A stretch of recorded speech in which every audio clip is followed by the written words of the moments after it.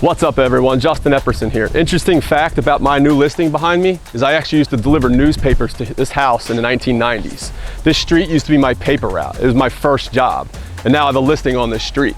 My parents still live about 5-6 houses that way.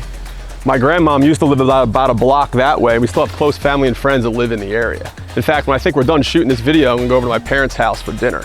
Today we're in Levittown, Pennsylvania. If you're not familiar with Levittown, Pennsylvania, it's roughly about 30 minutes north of Philadelphia, about an hour west of New Jersey and all the beaches, and about an hour and a half south of New York City, roughly about 2 hours from the Poconos. It's a great location. Houses are affordable, which is actually an issue right now because affordable housing doesn't really even exist anymore. My new listing behind me here is 32 Islet Road in Levittown, Pennsylvania. It's 4-bed, 2 full bath, about 1,700 square feet, and it's turnkey. It's ready. It's move-in ready, brand new kitchen, newer roof, all for $355,000. That doesn't really exist anymore, especially in the Philadelphia and the surrounding suburbs. Another good thing about Levittown is you really get a lot for your money around here. You're looking anywhere between the low to mid 300s for a house about 1,800 square feet in a pretty good school district. Got Bristol Township School District. Taxes are anywhere between $4,000 to $5,000. On my new listing here, they're about $4,600 a year. And like I said, it's a pretty good school district. And down the street where I used to play football and baseball, I got a pretty big field that you can hang out and play in with the kids. So a little history on the Levittown, Pennsylvania. It was built by William Levitt. They built these homes post-World War II, late 40s, early 50s. You originally could have bought a house like this, a standard 4-bedroom, 1,200 square foot house at the time for $10,000. Him and his 2 sons, one was an architect, one was an engineer, built this entire development due to the shortage of housing back in the early 50s. His development, his and his family's development catapulted the industry for small suburbia all over the country actually. They built these houses like hotcakes. They're building them really, really fast, simple designs, energy efficient. They built them all on slabs. There's no basements in Levittown except for one section. One section in the Green Lynn section of Levittown was built by a completely different builder, and they actually implemented below grade basements in that development. But every house in Levittown is built on a slab.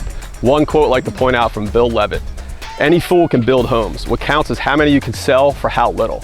He's not completely wrong. It's not really the approach I would take, but it's kind of relevant today due to the severe housing shortage we have. We need houses built faster at a more affordable rate. Come on inside for a full tour.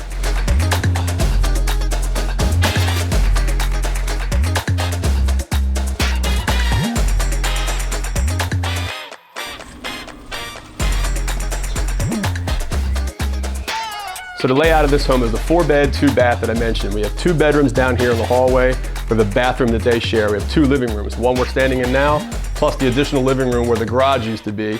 And then upstairs we have 2 large bedrooms with also a shared bathroom in the middle.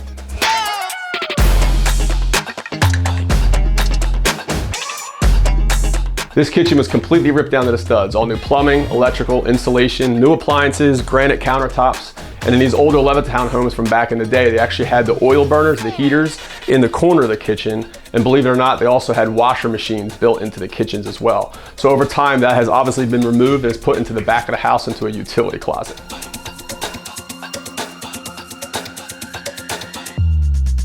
So this part of the house was originally the garage, but it was converted into a living room over the years. It adds an extra 400 to 500 square foot of living space to include having wood burning stove to give you that mountain feel. So now you have 2 living rooms, one for the kids to play and then one other area where the adults can hang out and watch the game.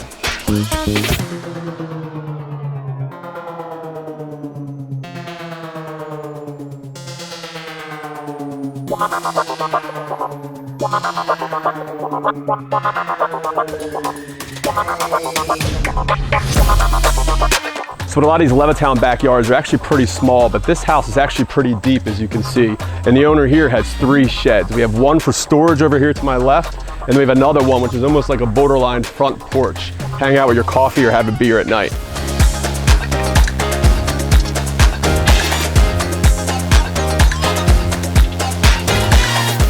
When these houses were first built, they put all the oil tanks underground. So a lot of sellers over the years have dug them up or removed them completely. So a good thing with this house is the oil tank's above the ground. The last thing you want to find out is once the house is under contract, now the buyer and the home inspector is going to be digging around looking at everything, and they 100% will inspect that oil tank that's under the ground, and most times than not it fails, and then the buyer is requesting the seller to remove or dig up the oil tank, which can cost anywhere between $8,000 to $10,000.